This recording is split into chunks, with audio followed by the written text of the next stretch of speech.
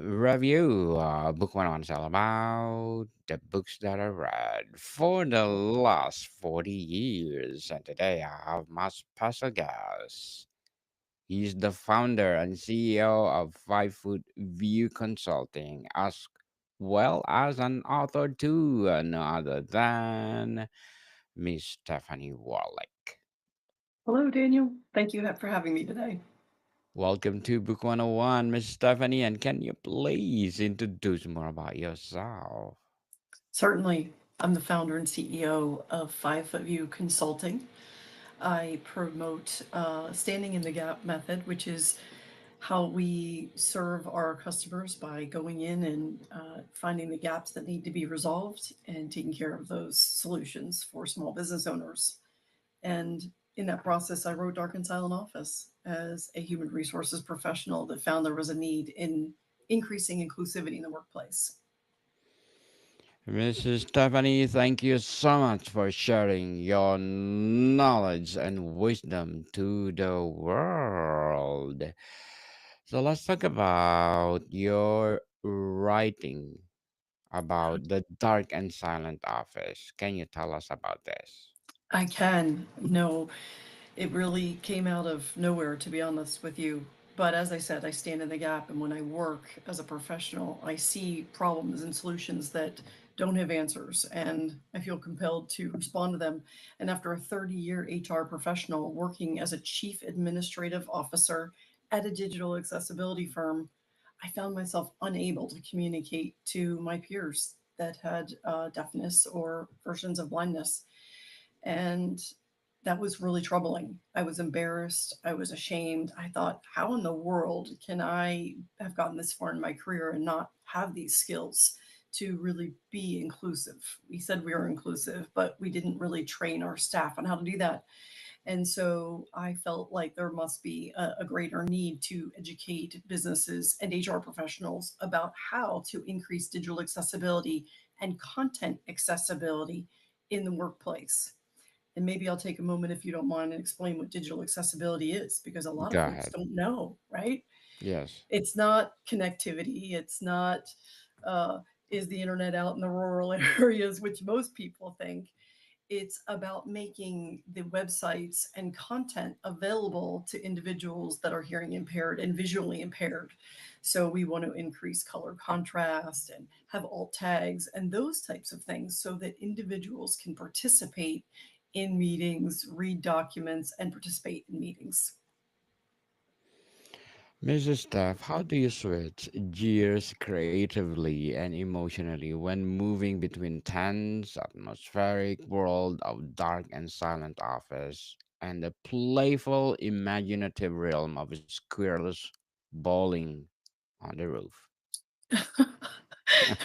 I love how you present that question. So yeah, in the instance of Squirrels Bowling in the Roof, the children's book that I wrote, that actually was in my head for about 20 years, but it also stemmed from the same challenge. My young children, I have twins, and they were about two, and there was a thunderstorm, and they were afraid of the thunder and lightning. And as we were sitting in their room listening to the brrr, I thought, gosh, that sounds like thunder and lightning. They were afraid, and I said, I don't hear thunder and lightning. I hear squirrels bowling on the roof. And they thought that was the most hilarious thing in the world. And I was like, I've got something here, because I was always motivated by helping small children and studied elementary ed for a while. But I went out to look for a book to help them understand their emotions and their fears and to overcome that. And there was no book at that time for that. So while it took me 20 years to get it out there, and there certainly are books out there now that talk about fears of scary sounds, that was the genesis, was solving that problem and finding that gap. Solving that problem indeed. Very well said, Miss Staff. And what core human experiences or emotions do you hope to connect with both your adult thriller, or is it a thriller or self-help book, I think, right? For young picture book audience, despite of the different approaches. Yeah, it is considered a self-help, the children's book, but really guided by parents, helping children to really navigate their emotions. What emotions am I trying to, I mean, really confidence for the small for the children's book. It's confidence. It's about using your imagination to overcome your fears, and certainly adults can um, benefit from that thinking as well, right? It's mind over matter. It's mindset. In Dark and Silent Office, I want to engage folks in responsibility and empathy. I don't feel that individuals with disabilities should walk around always having to find the accommodations so that they can fit into the world. If everybody takes a personal responsibility to just say, I can be more inclusive. It costs very little. It takes very little effort. And I don't need technical skills to be inclusive. Why wouldn't I just do that to make the workplace better for everyone? So, empathy, really, and responsibility. Totally agree with you, Miss Stephanie. How's working on one book ever unexpectedly influenced the tone, themes, or approach you took with each other? I, gosh, that is a tough question, Daniel. I don't think anyone's ever asked me that. And I do a lot of podcasts about these books. That's a great one. Um, I want to think about that, and I'm going to come back to you. Let's go to your next question because I don't want to. I really that's a really profound question, and I don't want to get that wrong. Yes, indeed. So the dark and the silent office setting feels like character itself. What inspired this specific, potentially oppressive environment, and how this fueled the story suspense?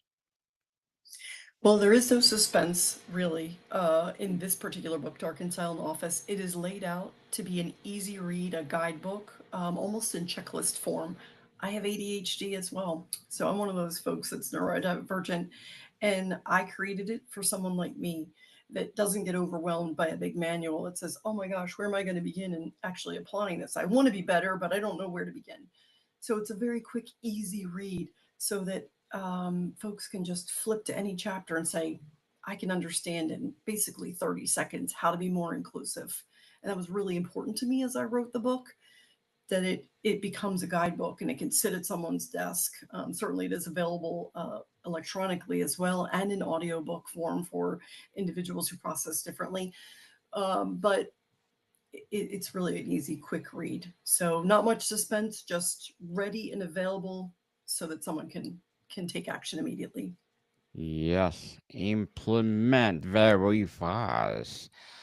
Dark and Silent Office is a very evocative title. What does encapsulate for you about book's core essence?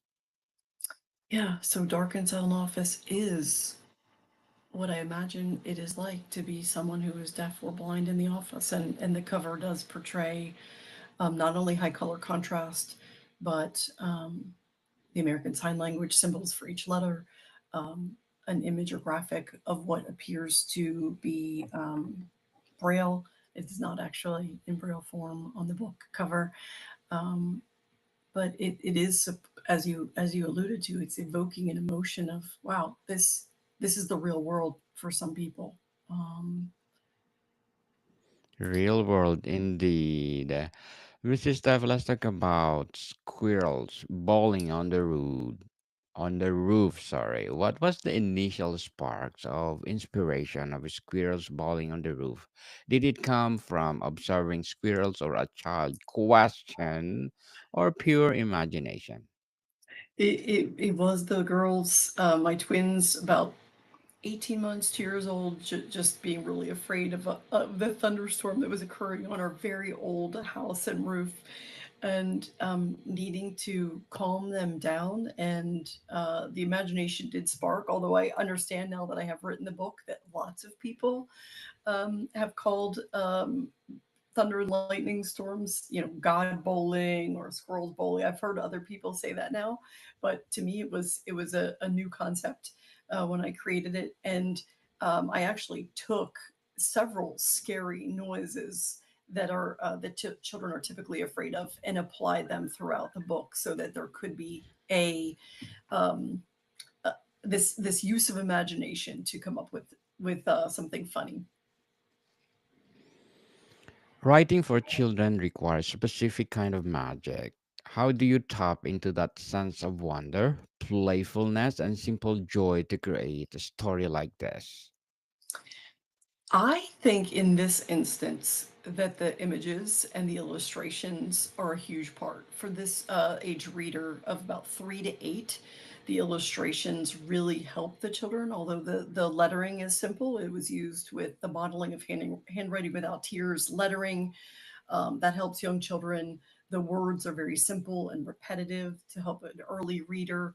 But really, it was the illustrations, and I was so grateful to find the illustrator Lorenzo Dimitri, who was able to take the images that were in my head for 20 years and get them down on paper. So I wanted them to be whimsical but realistic, so that the children could apply them and say that actually does look like the animals that I have seen out there, or that does look like the dump truck that's out there that has that scary noise.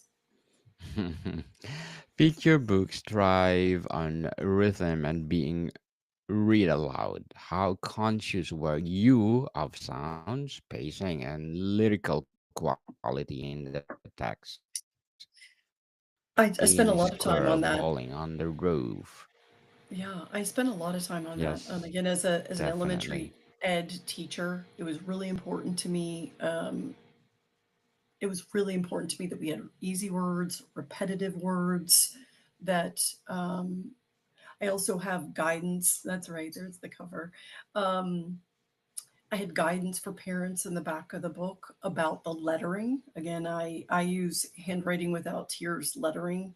It's now called Learning Without Tears, but it helps young writers learn how to write their printed letters. And the repetitiveness, as well as just warm and really developing that confidence in the children that something may look and feel scary, but if you can use your mindset to modify your thinking about that, it can be something really fun and silly. Picture books are partnership between author and illustrator. Miss Stephanie, what was a collaboration process like? I it was wonderful. I thought Laurentius was so amazing, although this is my first book, but he was so brilliant. I had very little I have no art skills, first of all. So I had this very strong concept in my head of what I wanted it to look like. I hired several artists to draw the cover and come back to me, and he nailed it. It's exactly what I had in mind. As I said, it was very whimsical, but also realistic. Those look like squirrels, but gosh, do squirrels really wear bowling shirts? No, they don't. And do acorns really have holes that look like bowling balls? No, they don't. But the children, it was close enough that they could apply that, and there are several characters in the book that are easily transferable, again whimsical, um but but but realistic. The little girl in the book was modeled after a family member who was having some health problems, and actually really interestingly and fun for me in writing this book, there are features within the book on each page where I embedded aspects of my family and things that were important to them. So, for instance, the 3 colors of jerseys that are on the front cover are all the universities that my husband and I or my girls went to, the colors of those schools. And that was a lot of fun to embed those little features throughout the book that no one would really know what they mean, except when you go through them. Those individuals know, oh, that was a shout out to them. Yes, indeed. Shout out to them. Mrs. Staff, did you find any surprising similarities in the process of writing these two very different books? Hmm. Gosh, you have really great questions. I can tell you do this a lot. Was there any similarity?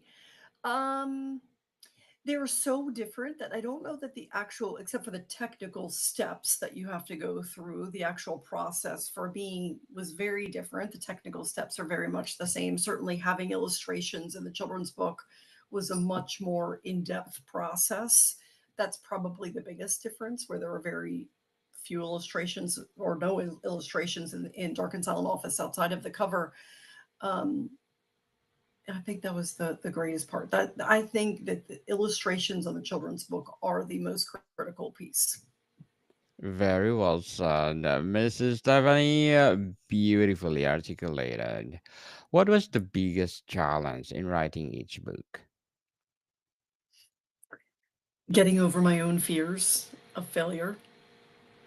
That one's an easy question. You know, when you have an idea in your head that you love and you really you give birth to it, right? You Yes. want the world to love it as much as you do, and it comes from your mind and your heart and your knowledge and your information sharing, and you want to give something to the world. Every time an author puts something out, you're putting something out there because you want it to go out into the world and be accepted. And that fear of failure and acceptance of those books and hoping people see the beauty of it that you do, is scary. But fortunately, with technology, and I self-published both of my books. You know, if I knew that in the end, if there was a typo that I missed, that all the editors missed, that anything like that, we can go to reprint pretty easily and change that. So it's just overcoming that self doubt.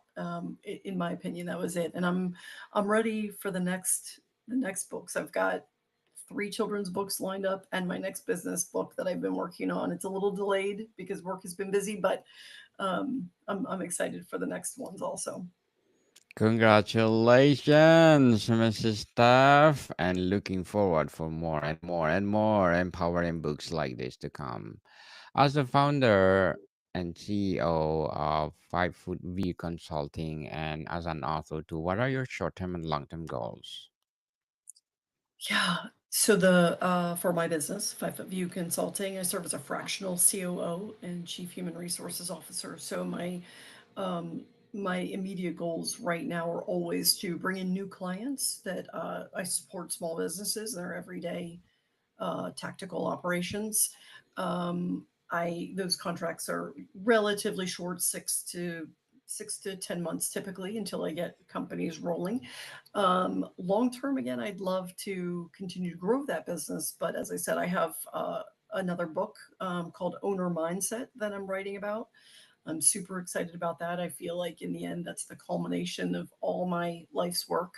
And the next sets of children's books, and these are fun. I mean, I do it for fun. I do book fairs and sell them at some local bookstores on consignment. And I just have fun with it. I love the positive feedback that comes from it and the joy that I see in children's faces. Good luck to your goals, Miss Stephanie. And what is your piece of advice for those people out there want to be an author or to be have their own business like you? Well, I do think overcoming fear and just going for it is the number one challenge. And it's been said so many times in so many ways, but you miss all the shots you don't take, right? So Yes. I really truly believe that just doing it and getting it done and putting it out there and not having that fear of failure is critical. And the joy that comes from it is really profound. Just do it, people. Just do it. And stop procrastinating. If you have the That's right. passion to write, to establish your own business, go for it. Share to the world, just like Miss Stephanie. How does the anticipated reaction of your audience, like adult seeking people, as well as your children's book, shape your writing choices for each genre? I I should be reaching out and looking out and where the need and the interest is. That is the guidance. If you want your book to sell, go write what other people want to hear about. I am not able to do that directly. While I do try and embed what people want to hear in my books, they're so from my heart, that it really kind of comes from inside me and what I have experienced. And it's really, there's a story in each one of my books. And typically they are about solving a problem. So hopefully, they are problems that I have experienced in the workplace or in life that needed to be solved. So hopefully, other people have experienced those challenges as well and find value in it. But my motivation really is what comes from my heart and my mind in terms of a need that's out there. What brings you most satisfaction or unique joy when you think about each book being out in the world and impacting its respective readers? Yeah, I love getting feedback from individuals when they read Dark and Silent Office or when I do a speaking engagement and people walk up to me and say, I've been in business for 20 years and I had no idea. I just learned things that I can apply today to be more inclusive. And that feels so good. I mean, it's really very simple concepts, but most of us aren't educated on how to be inclusive or about digital accessibility or content accessibility. They're very basic fundamental skills that actually should be taught in our schools, and they're not. And then for the children's books, I mean, I see kids just jumping around like squirrels bowling or acting out the characters and mimicking the noises. And I just love little people and seeing that play out, that joy in their face, and hope that, when you think about that little person in us that maybe had a fear, being able to apply this mindset guidance of just change your mind about it and think of something funny to get through it, is really very heartwarming.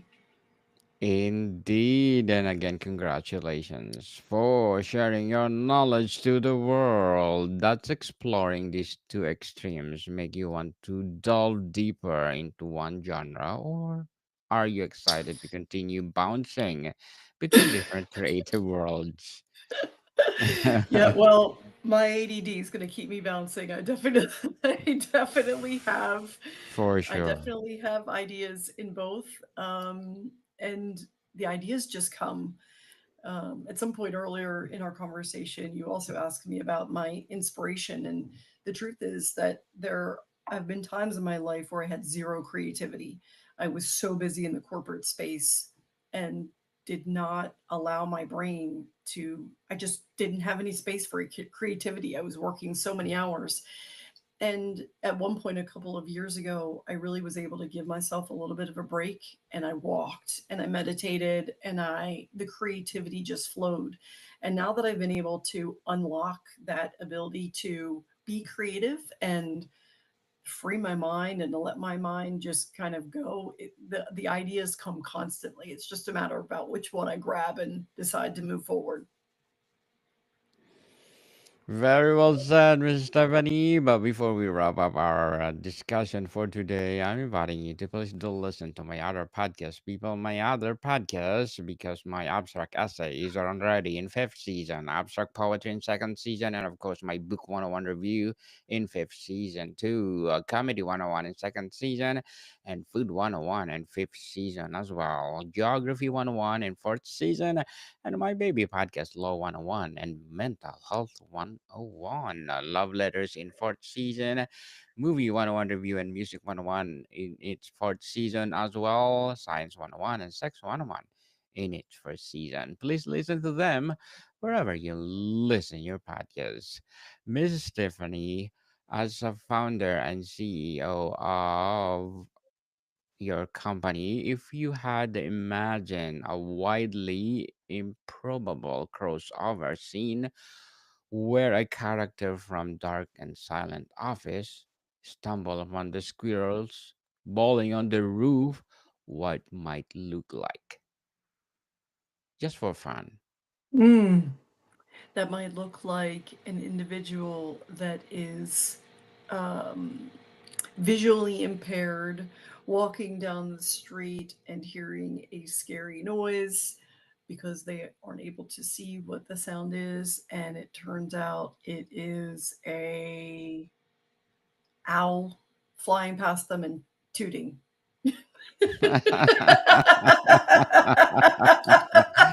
Very well done, Miss Stephanie. Very well done. And thank you so much for sharing your knowledge and wisdom to the world.